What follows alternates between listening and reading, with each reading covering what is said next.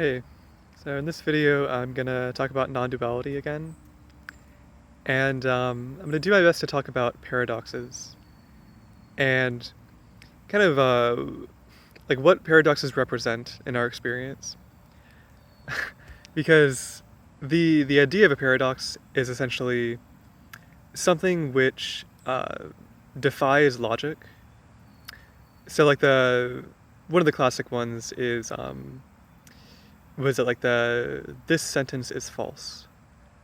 And if you break that down, it doesn't really make sense because if the sentence is false, then that means what it's saying is not true, but the thing that it says is that it's false.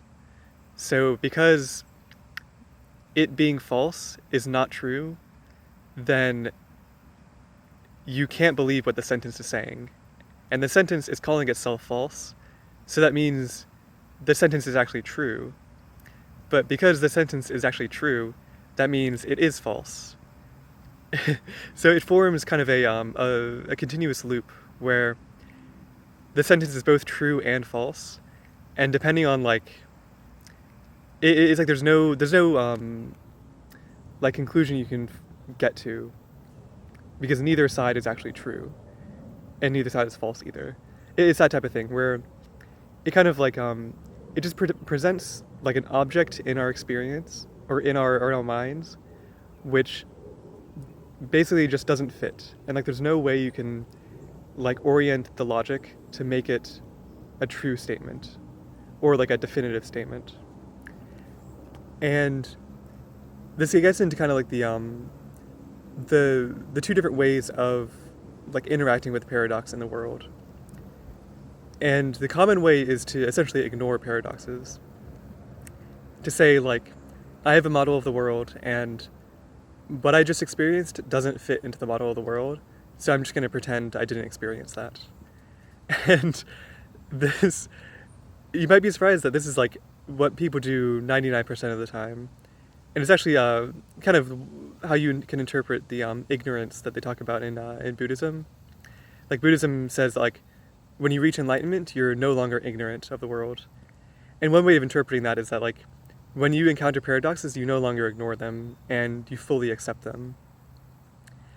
And that's kind of the other way of interacting with paradox, is to essentially accept it into your worldview, and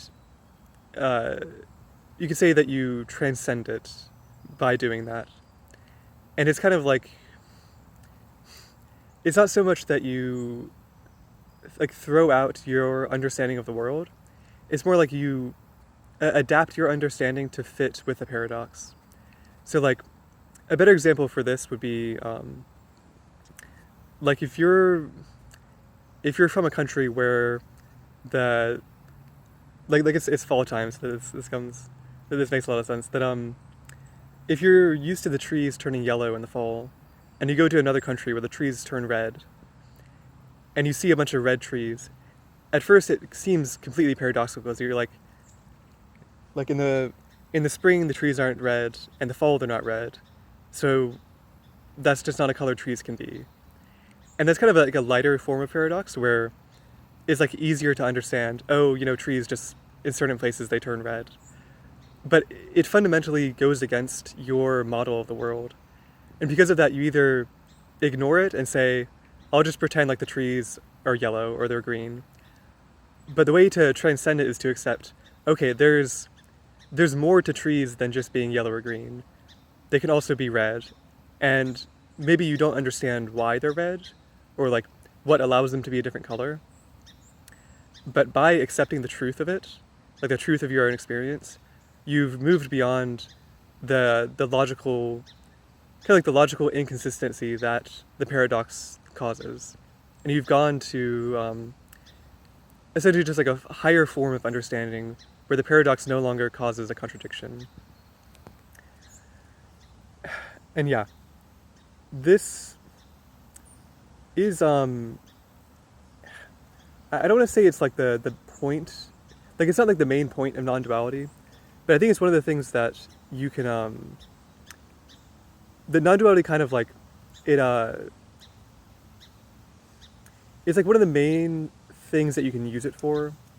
Like one of the main things that it reminds you exists.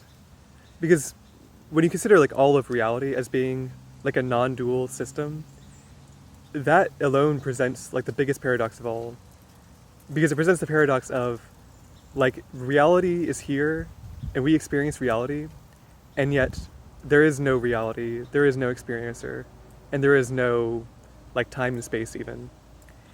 And those are like the biggest paradoxes of all. And it's kind of like in light of the fact that those aren't a paradox on some level, that like there is a higher reality where you can reconcile those inconsistencies.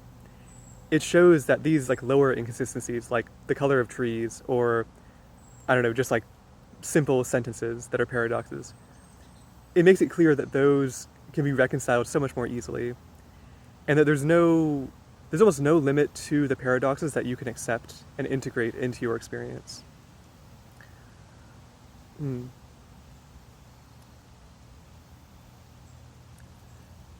And yeah, that's kind of like the beginning gist of like how paradoxes arise in our experience and how they kind of cease and form into just like another part of our understanding. Because it's really important to see that it's like the process I'm talking about is kind of like confronting a paradox and turning it into something that makes sense and that is just a part of your understanding of the world. But in a lot of ways, we have like a functional understanding of the world that we use day to day. And without realizing it, we've already incorporated a lot of paradoxes into our experience. And it's kind of hard to like, it's almost hard to like put these into words because so many of them are just like implicit in how we experience things. But like if you just think about like, I don't know, color, like the existence of color is very paradoxical because we, like in reference to our other senses, like we hear things and we feel things and we taste things and smell things. But none of those, like we can describe sounds and we can describe feelings, but none of them are nearly as distinct as color. It's like you ask someone in any culture, in any part of the world, in any part of history, they'll tell you, actually this has changed a little bit through history I think, but they'll tell you, yeah, there's black, there's white, there's red, there's blue, there's green, there's yellow, there's cyan, and maybe they'll list like a different number of colors, but it's almost like, it feels fundamental to our experience that there are colors, and that colors are just a feature of the world around us. But then if you talk to someone who's colorblind, or if you just, I don't know, just, well, like an animal or something that doesn't have color receptors in their eyes, to them, the world doesn't have color. And if you kind of think of things on like a universal scale, where you have to incorporate the experience of other people and the experience of other beings in the world, you see that, like, to human beings, color is fundamental, but to beings in general, color is not fundamental. And so we don't even notice that paradox that occurs when you consider, like, that humans, in some way, are incapable of seeing a world without color. Like, we look at trees and we see their leaves as a certain color, and we can't really imagine a world where the trees don't have color. Like, we can draw a picture of it or like imagine an image in our mind, but it's like we've never seen a tree that doesn't have green leaves or yellow leaves or red leaves or whatever. And because of that, it's like we are within the paradox of color. And as long as we are within that paradox, the absence of color in the world would present a logical inconsistency. And it's not like, it's one of those things that we've already integrated it so much into our own experience that we don't really have logic about it. Like, we don't logically think, like, we don't wake up and see colors. Like, in the morning, we don't wake up and see the colors on the wall or outside and think, oh yeah, this is a world that has color in it. We just completely take it for granted. And this presents, it's one of those things that it's like from the time you're born, you just have that experience as a part of your life. And because of that, actually, as I'm saying this, it's hard to say whether this is a a thing where you're ignoring the paradox or kind of like transcending the paradox. Because in so many ways, we don't even realize that it is like a feature of reality that isn't always there. So I think it is proper to say that we're ignoring the paradox that color represents. And because of that, it's like when we realize that animals don't see color, it presents a certain inconsistency in our worldview. And I think in a lot of ways leads to us thinking that animals are something that's like fundamentally different from us. Like we don't see them as like an equal, like we don't see we are a being and animals are a being. Instead we see like we are humans and they are animals. And there's many reasons that we do this, obviously. The main reason is that animals can't speak to us. But on a fundamental, like, or on like a deeper level, one of the reasons is that we know that they don't experience the same world that we do. And we think that the world we experience is like the proper world and like the consistent world and like the world that is more in line with reality. But that's kind of like the trick that paradoxes play on you. That it makes you think that like one side of the paradox is real and the other side of the paradox is not real. Like in this case, seeing color is like the proper way to see the world and not seeing color is like an improper way. And it's supported by all sorts of things because, you know, on one level, it's just what we experience. But on another level, it's because, you know, when you have colors in the world, there's so much more content and there's so much more like precision and ability to understand things. But when you move out of that kind of like black and white, like one side view, you see that like the paradoxes, like a paradox like that is never actually, it's never actually fundamental.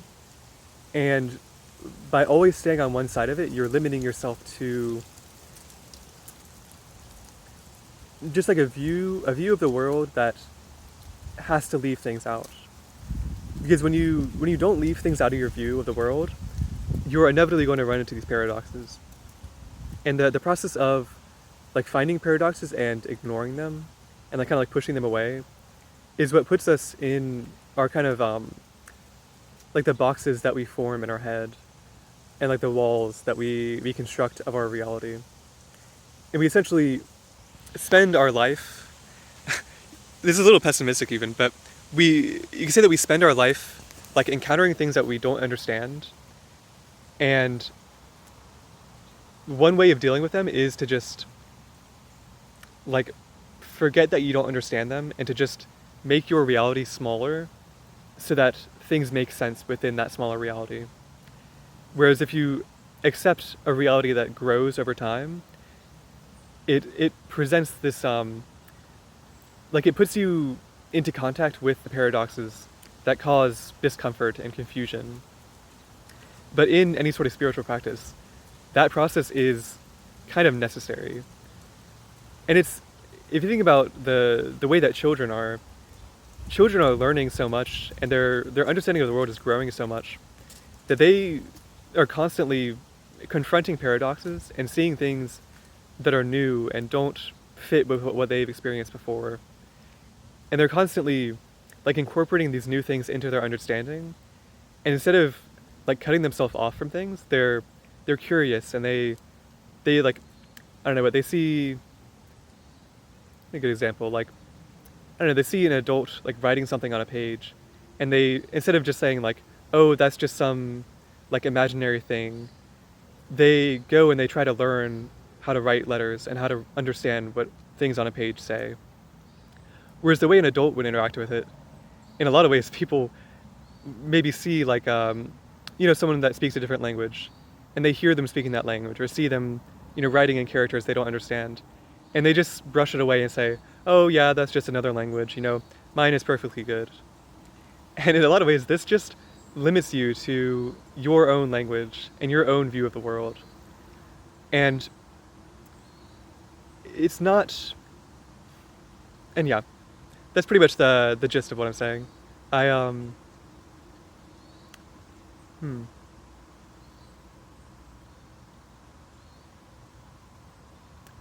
I'm trying to think if there's too much more to put.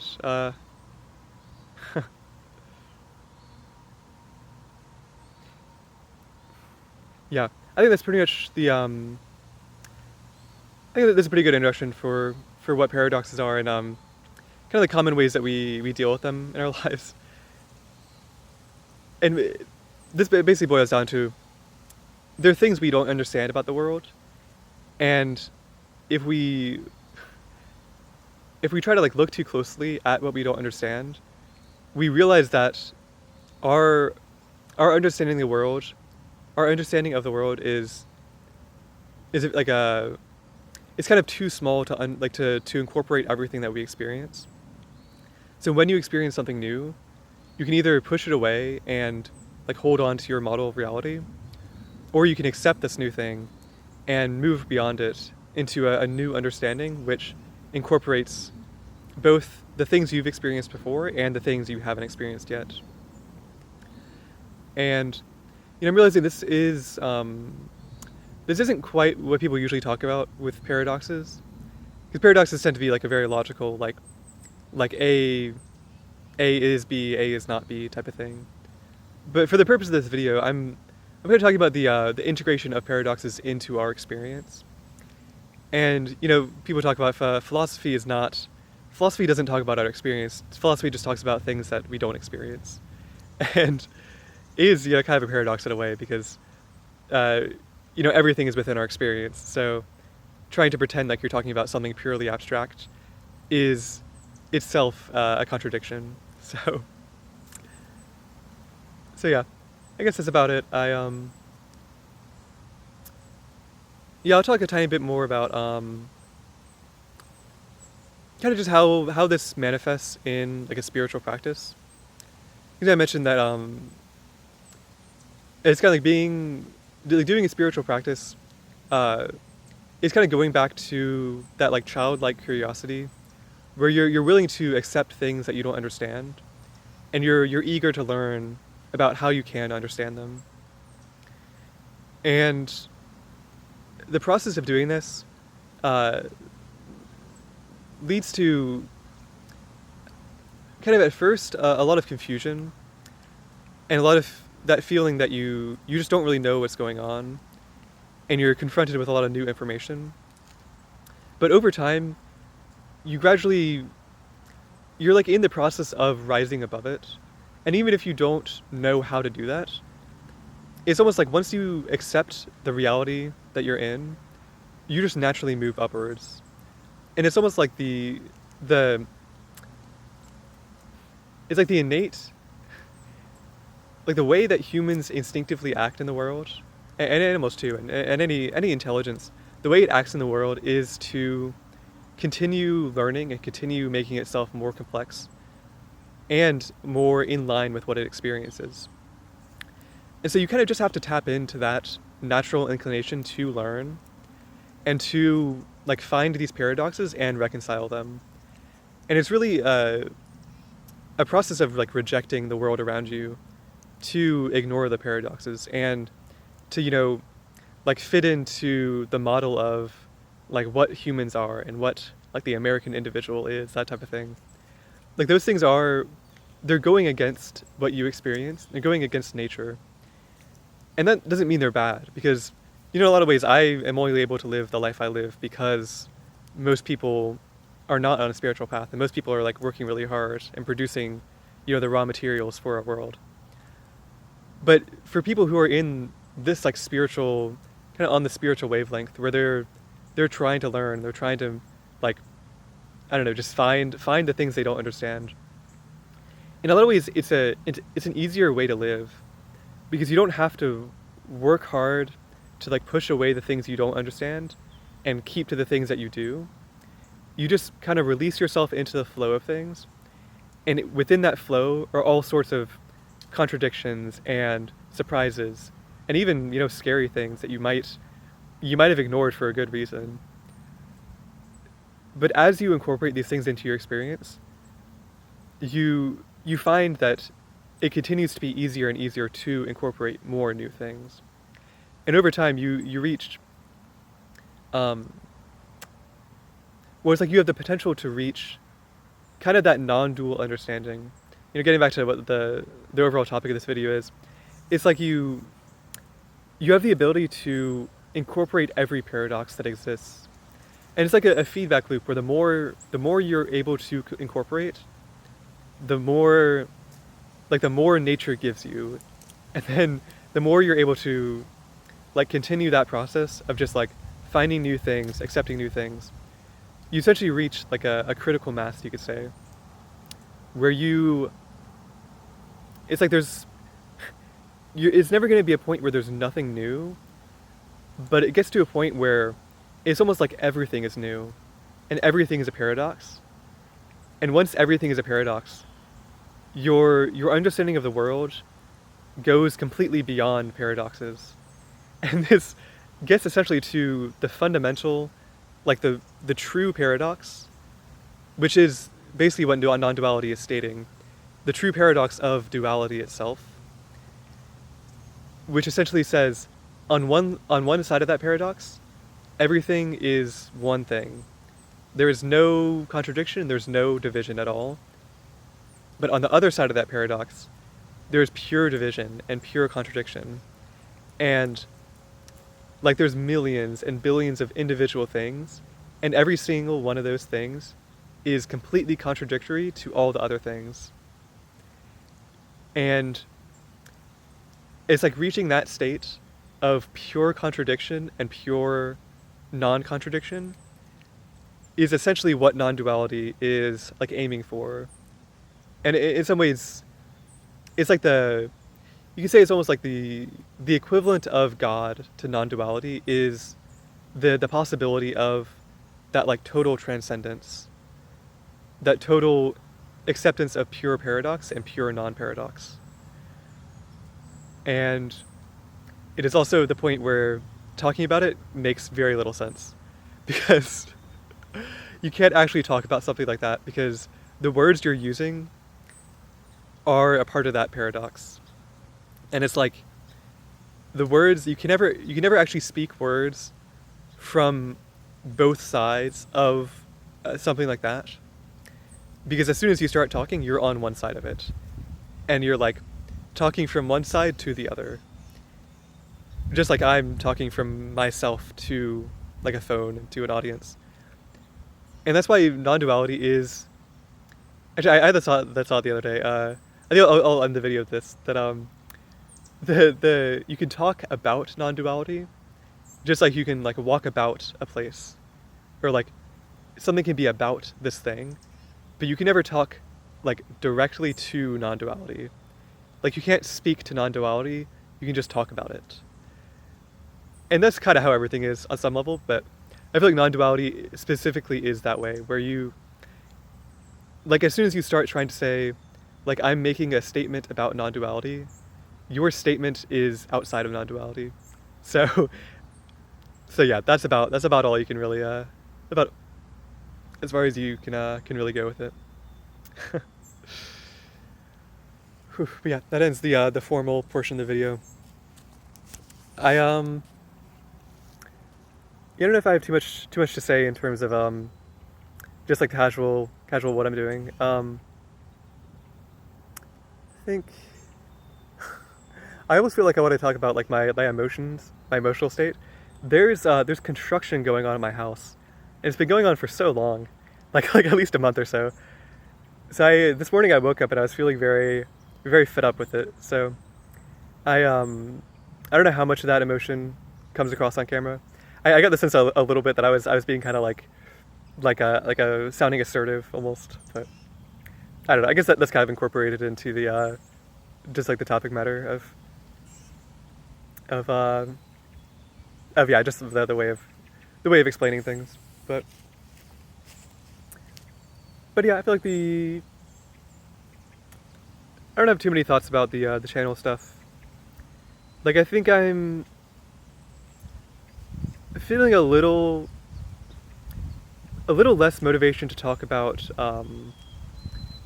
like the shamanism and Dolores Cannon stuff, and even kind of the Law of One. Like I feel like I'm leaning towards making more videos about Buddhism, and I think maybe videos about non-duality too, because I just feel like in a way I feel like I learn more from making those videos, because Buddhism is such a deep topic that like every time you talk about Buddhism, you learn something new about it. Whereas the Law of One, it's because it's based on a book that has kind of limited information. It's like it's fun to kind of build a theoretical framework about it, but it doesn't really feel like I don't know, like tapping into a part of reality. It more just feels like like explaining what they talk about, like in the book. Like I'm explaining.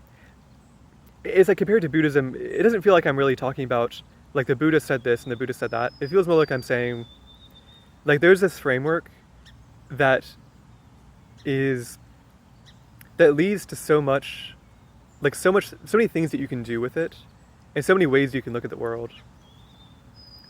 And I think on some level the Law of One is the same way, and shamanism too is too. But there's just like a different.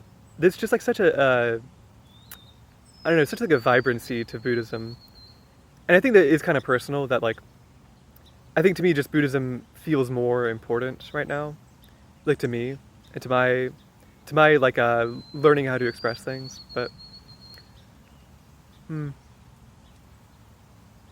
But yeah, I I realize I'm sitting here talking about what I'm gonna do, and I'm not actually doing the thing that I was talking about. So I guess there's no real need to think these out loud and to try to make decisions in the moment about what I'm gonna do later on. But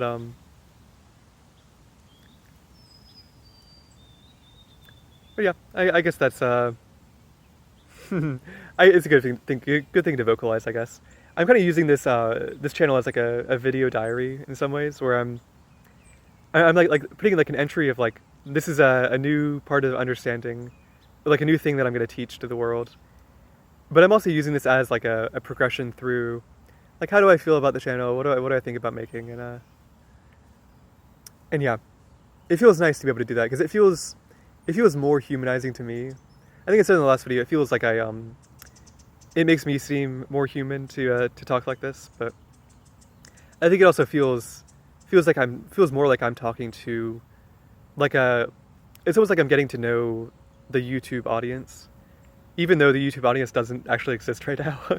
I, I mean, it's not like I think I maybe get like 10 views on a video, but but yeah, I guess I'm like forming that illusion for myself, which makes it a lot easier to just feel like I have someone that I'm talking to and feel that kind of like emotional resonance, even though I'm emotionally resonating with an illusion. But but hey, you know, that's all we really do in this world. So yeah, I'll see you in the next video. Like, comment, subscribe if you enjoyed, and peace.